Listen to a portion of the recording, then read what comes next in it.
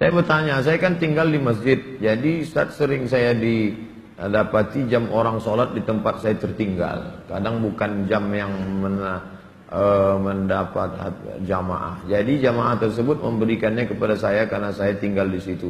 Bagaimana itu Pak Ustaz? Buat pengumuman kehilangan, pernah saya buat gak ada respon. Sekarang di kamar saya ada 2 jam orang tertinggal. Misalnya saya mau pakai, gimana hukumnya Pak Ustaz? Ini namanya luqatah. Luqatah, barang temuan, itu menjadi milik engkau wahai adinda kalau sudah setahun tak ada pemiliknya. Setahun tak ada pemiliknya, catat tanggalnya. Setahun tak ada pemiliknya, maka punya engkau. Berdoalah, pokoknya selama setahun itu berdoa supaya tak datang pemilik.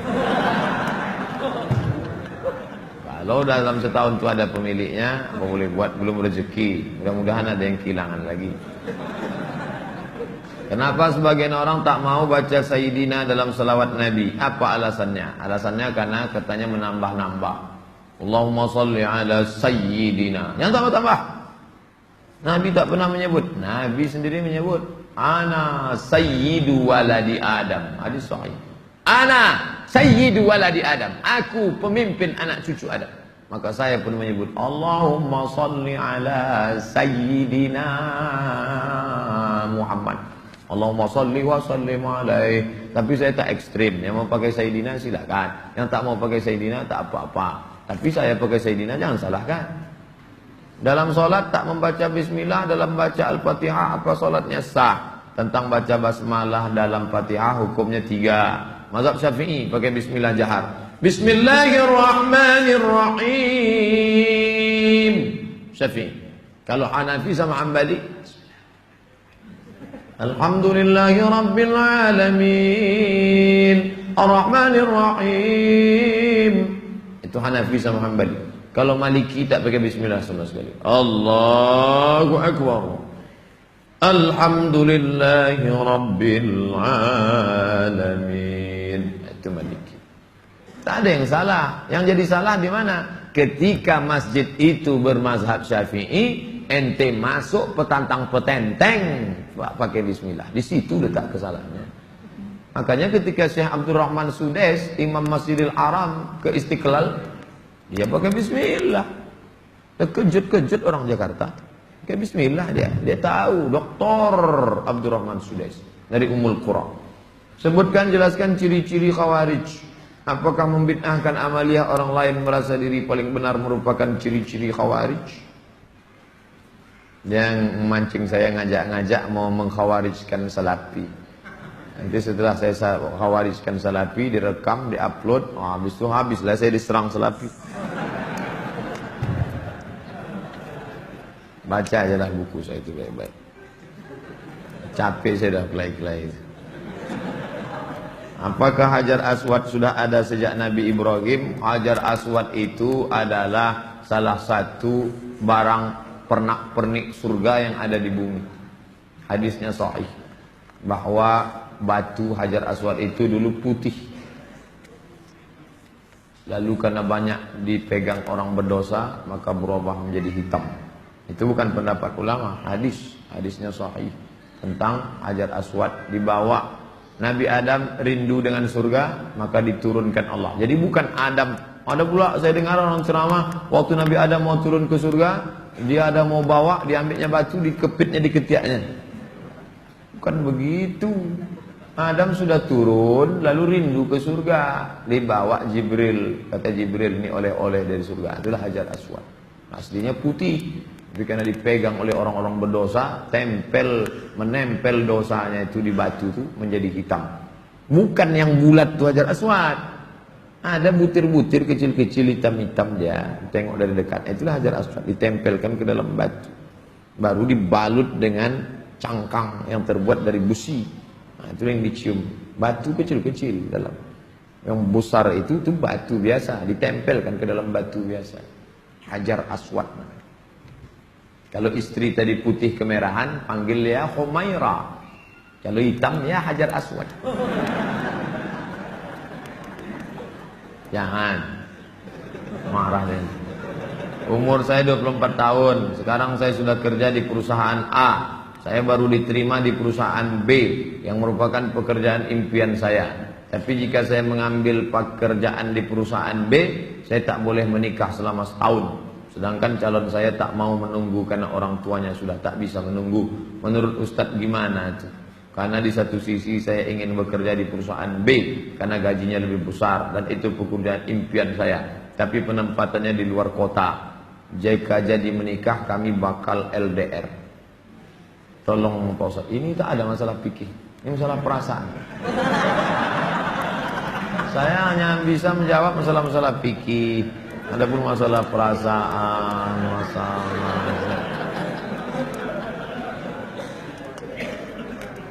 saya yang bisa saya jawab tuh halal, haram, makruh, mubah, rukun, syarat, wajib, sunat, sunat muakkad. Adapun masalah ini baiknya kalian duduklah musyawarah. Adinda, kita menikah ini kan saling pengertian. Aku kuliah pontang-panting mau kerja ini kerja kembali. Tolonglah kau pahami keadaanku sekarang. Kalau dari awal aja dia tak bisa ngerti kita, gimana setelahnya? Ini belum lagi menikah, main paksa-paksa, tak bisa. Ini dua makhluk yang berbeda. Walaupun sama-sama mau makan telur ayam, yang satu mata sapi, yang satu dadar, bisa berkelahi. Dia harus mengalah. Hari ini aku mata sapi, besok kau dadar. Ya, lama-lama yang mata sapi suka dadar, yang dadar suka mata sapi. Harus begitu. Nah, kan keperasaan juga ujung. Berapa menit setelah berbuka baru azan Pak Ustaz? Waktu azan sudah berbuka. Tengok definisi puasa. Imsakun nafsi, menahan diri, anil mahzurati, dari semua yang membatalkan puasa, min tulu'il fajri, dari terbit fajar. Terbit fajar itu azan subuh, ila ghurubis syamsi, tenggelam matahari, syafaq ahmar, azan maghrib. Hanya saja bagi muazin minum dia dulu. Muazin itu dianjurkan minum dia. Zahabadh dhama'u wa batallatil uruq wa thabatal ajru, baru dia azan. Allahu akbar, Allahu akbar. Nah, sudah minum tuh. Kalau yang belum minum, Allah. Belum minum. Apakah boleh kita makan setelah selesai, setelah Isya masuk? Yang penting batalkan dulu puasanya dengan minum kah, makan buah kah. Jangan makan es, karena usus itu kering. Knalpot yang kering panas disiramkan air es, mengelupas cat-catnya. Begitulah usus kita itu rusak. Maka yang paling bagus orang Mesir, korma kering, bukan korma yang basah, korma kering, pecah-pecah, buang bijinya, masukkan ke dalam, siram pakai air panas. Agak-agak 2 jam menjelang berbuka. Nanti menyatu dia, diminum. Itu yang paling bagus. Minum kesukaan Nabi, air korma. Minum air korma. Bagus, manis dia, maka usus kita awet. Apakah batal puasa mencicipi gulai untuk merasakan garamnya? Mazhab Hambali mengatakan tak batal, karena dia tak masuk ke rongga, tak masuk ke dalam, hanya di ujung lidah. Di ujung lidah ini ada perasa. Jadi teteskan. Maka tak batal, karena tak masuk. Habis dirasanya gini, habis itu didudahkannya boleh. Tak masuk ke sini, tak masuk. Mazhab Hambali, tapi saya tak mengamalkan. Saya tidak mengamalkan. Ini saya jawab, mana tahu nanti ada ustadz. Saya bilang tak boleh. Tiba-tiba ada ustadz yang katakan, oh tak tahu Ustadz Somad. Saya tahu, tapi saya tak amalkan. Kenapa? Membuka pintu celah. Saya tak menyalahkan Imam Hambali. Orang sekarang imannya tak macam Hambali. Asik mencicip aja dari pagi. Cicip. Ustadz gimana cara menghafal Quran? Kami dulu aturan di Al-Azhar tidak pakai SKS, kuliah tak SKS, setahun dipaket 14 mata kuliah, 2 juz Al-Quran, tidak pakai SKS, tahun 1, tahun 2, tahun 3, tahun 4, 14, 2 juz. Jadi cara kami sebelum subuh dihafal dulu. Satu halaman, sebelum subuh hafal 1 halaman. Nanti ke masjid, qobliyah subuh baru diulang waktu baca. tahiyatul masjid itu dibaca, maka lama sholatnya karena mengulang setengah, satu rakaat setengah diulang. Tahiyatul masjid, qabliyah subuh, duha, qabliyah zuhur, ba'diyah zuhur, dalam sholat zuhur, qabliyah asar. Nanti asar distorkan ke syekh. Biasanya di tiang-tiang syekh nunggu ngapal. Tapi yang mau menghafal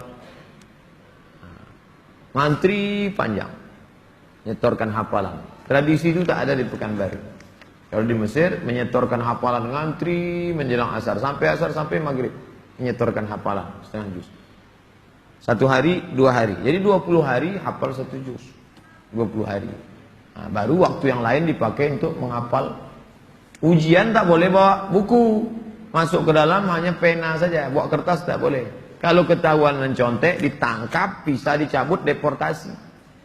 Jadi kalau sudah deportasi, putus beasiswa, pulang tak dapat tiket, diusir dari asrama, malu. Karena dulu sebelum berangkat udah kenduri motong kambing. Jadi tekanannya tinggi. Jadi ketika saya pulang, saya terapkan sistem itu. Tak boleh nyontek. Semuanya menyontek. Akhirnya saya berpikir, gimana supaya saya buat 10 soal. Buat 10 soal, bagi. Boleh nyontek Pak? Silakan. Oh, kok lain soalnya? Aku tahu dia. Saya masih muda Ustaz, ya, kelihatan dari tulisannya. Saya menyukai seorang akhwat. Alhamdulillah. Sempat antum suka ikhwan? Masuk antum yang 144 di... Apa yang harus saya lakukan Pak Ustaz? Kalau untuk meminang sekarang saya tak bisa karena masa kuliah. Saya nggak mau pacaran, tapi saya takut nanti akhwat yang saya suka ini diambil orang. Apa yang harus saya lakukan Pak Ustaz? Antum datang ke orang tuanya, Pak, saya mau minang anak bapak. Kapan kau nikah? Ya setelah selesai kuliah lah. Semester berapa sekarang? Baru daftar Pak.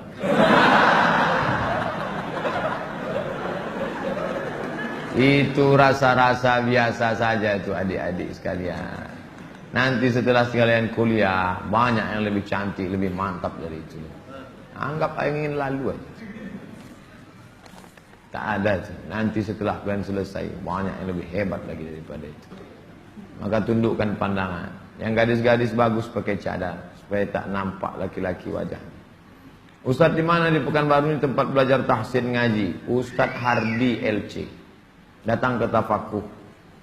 Banyak kajian. Jamnya ada. Datang ke kantor Tafakuh depan gedung guru.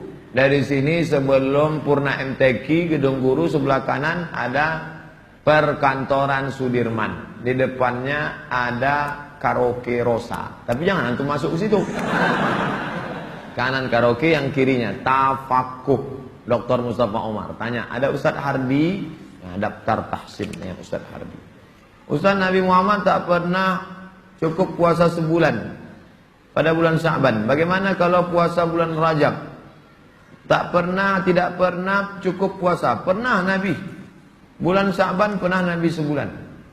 Karena Rasulullah SAW yasumu Sya'ban kullah. Kata ulama makna kullahu, pernah dia sebulan. Tapi tidak tiap tahun. Pernah, tapi tidak tiap tahun. Bagaimana dengan Rajab? Rajab bagus. Mana dalil puasa Rajab? Wa minal hurumi fasum. Berpuasalah engkau di bulan-bulan haram. Bulan haram itu Zulqa'dah, Zulhijjah, Muharram, Rajab. Dalilnya umum. Ustadz, gimana biar istiqomah sholat di masjid? Begitu sedengar azan langsung bangkit. Karena waktu azan berkumandang setan lari tunggang langgang. Wa alaiha duratun, sampai terkentut-kentut.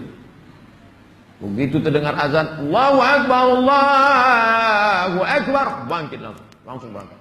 Jangan antum santai nanti aja lah, menunggu iqamat. Oh enggak, langsung berangkat, langsung ke masjid. Intizarus shalah ba'da shalah, menunggu sholat. Paksa-paksakan sampai dia mendarah daging, sehingga kalau tak sholat meleleh air mata antum. Itu baru terasa manisnya sholat jamaah. Apa saja penyebab rezeki dihambat Ustaz? Kami sudah kerja potong panting tapi hasilnya selalu kurang, malah hutang tambah banyak. Banyak berdoa kata Nabi pada orang yang dililit utang, Allahumma inni a'udzubika minal hammi wal hazan wal ajzi wal kasal wal jubni wal bukhul wa dhala'id daini wa ghalabatir rijal. berusaha. Kalau engkau belum diberi Allah, husnuzan pada Allah. Tak sulit bagi Allah menyehatkan Ayub, tak sulit bagi Allah menyelamatkan Yusuf, tak sulit bagi Allah membuat Ibrahim punya anak Ishak, tak sulit bagi Allah menolong Muhammad SAW. Dia hanya ingin menengok engkau terus berusaha dan berdoa. Bagaimana hukumnya dalam perjalanan menuju kajian Ustadz? Kami melaksanakan sholat maghrib di jalan. Setelah selesai sholat kami tak berzikir dan langsung melanjutkan perjalanan. Bagaimana itu Pak Ustadz? Sambil naik kendaraan itu kalian berzikir. Subhanallah, subhanallah, subhanallah, subhanallah, subhanallah, subhanallah, subhanallah. Alhamdulillah, alhamdulillah, alhamdulillah. Tent, subhanallah. Alladzina yazkuruna Allah qiyaman, berzikir waktu tegak, waktu qu'udan, waktu berjalan, waktu duduk, wa ala junubihim, waktu berbaring. Zikir tak boleh putus. Karena mau cepat takut terlambat. Assalamualaikum warahmatullahi wabarakatuh. Tetap ba'diyah rawatib. Habis itu berzikir. Tak ada halangan. Ustaz, bila kita mempunyai masa lalu yang suram, apakah harus diungkapkan atau tidak pada calon suami istri? Dosa apabila tidak diungkapkan, tidak dikasih tahu. Ada keterus-terangan yang membuat hati orang luka.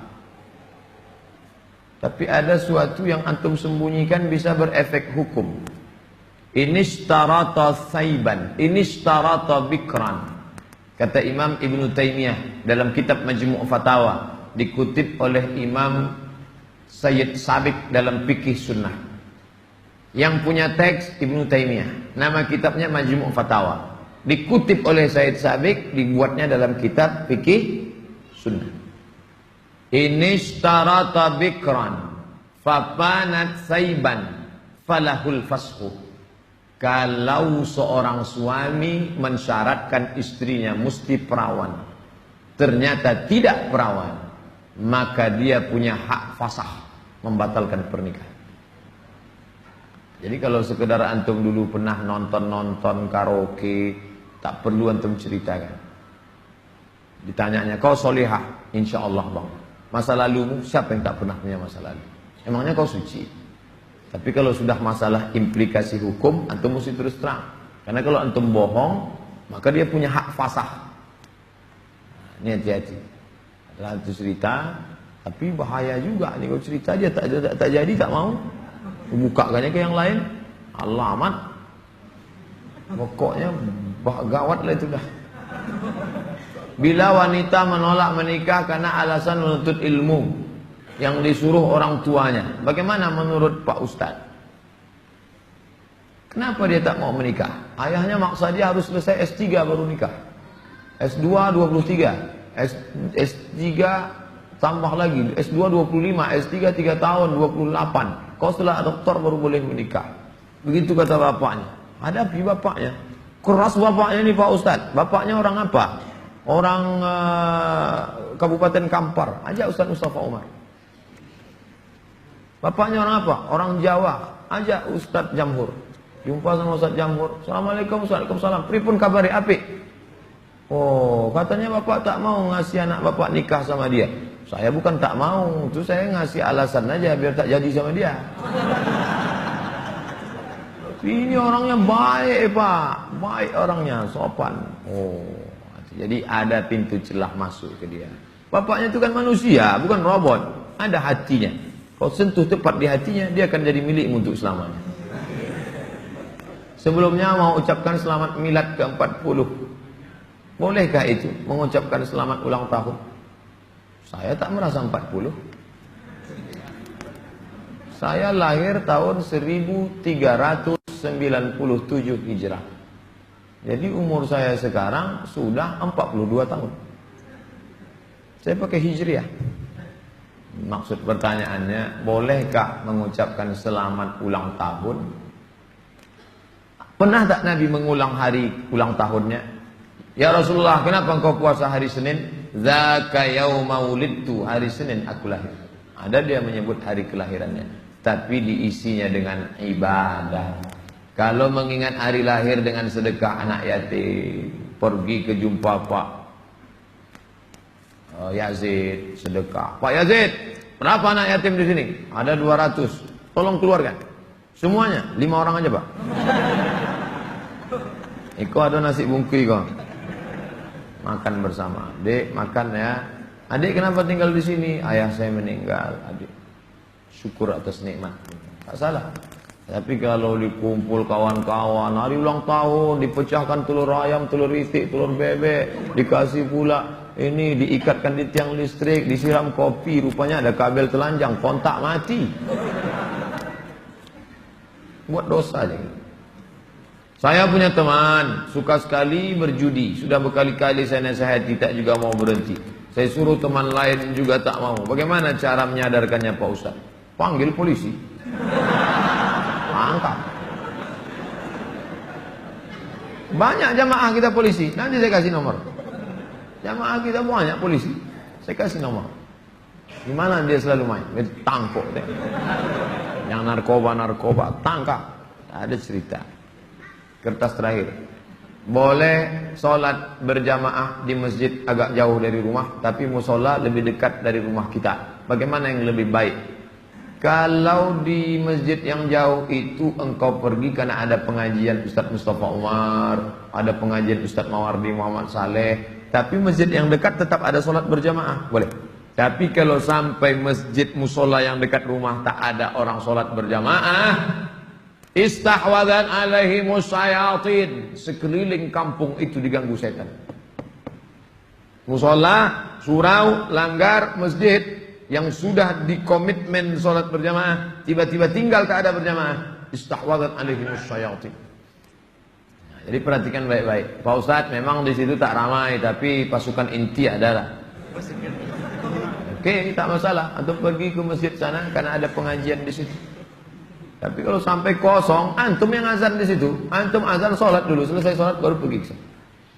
Azan subuh sudah siap di masjid musola. Kita sholat sunat fajar di rumah. Siap sholat sunat baru kita ke masjid. Apakah sah sholat? Apakah sholat sunat kita itu?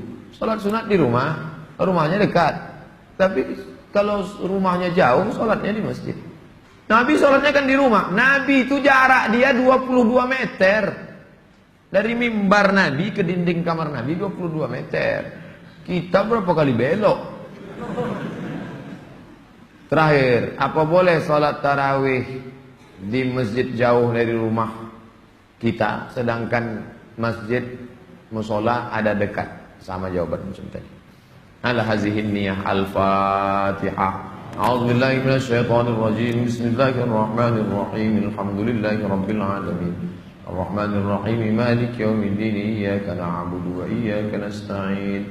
Ihdinas siratal mustaqim. Siratal ladzina an'amta 'alaihim ghairil maghdubi 'alaihim waladdallin. Amin. A'udzu billahi minasy syaithanir rajim. Bismillahirrahmanirrahim. Alhamdulillahi rabbil alamin. Wassalatu wassalamu ala asyrafil anbiya'i wal mursalin wa ala alihi wa sahbihi ajma'in. La tada' lana fi maqamina hadha wa fi sa'atina hadhihi dhanban illa ghafartah wa la hamman illa farajtah wa la daynan illa qadaitah wa la daynan illa qadaitah. Segala hutang kami bantu kami melunasinya ya Allah. Wa la mumtahinan illa najahta. Saudara kami yang sedang ujian pekerjaan, ujian masuk perguruan tinggi, luluskan ya Allah. Wala aziban illa zawwajta, yang akan menikah mudahkan urusan pernikahannya ya Allah. Wala maridan illa syafaitah, yang kau uji dengan penyakit sembuhkan sehat dari penyakitnya ya Allah. Wala mayyitan illa rahimtah, yang meninggal dunia curahkan rahmat dan kasih sayangmu pada mereka ya Allah. Allahumma khtim lana bi husnil khatimah wa la taqtim alaina bi su'il khatimah. Allahumma ja'al akhir kalamina 'inda intihai ajalina. Jadikanlah akhir kalam kami ketika ajal kami sampai. Qaula la ilaha illallah. Rabbana atina fid dunya hasanatan wa fil akhirati hasanatan wa qina adzabannar. Sallallahu ala sayyidina Muhammadin wa ala alihi wa sahbihi wasallam. Walhamdulillahi rabbil alamin. Taqabbalallahu minkum minna wa minkum taqabbal ya karim. Saya ucapkan selamat menunaikan ibadah Ramadan 1438 Mohon maaf zahir dan batin. Taqabbalallahu minkum taqabbal ya karim. Marhaban ya Ramadan. Wassalamualaikum warahmatullahi wabarakatuh.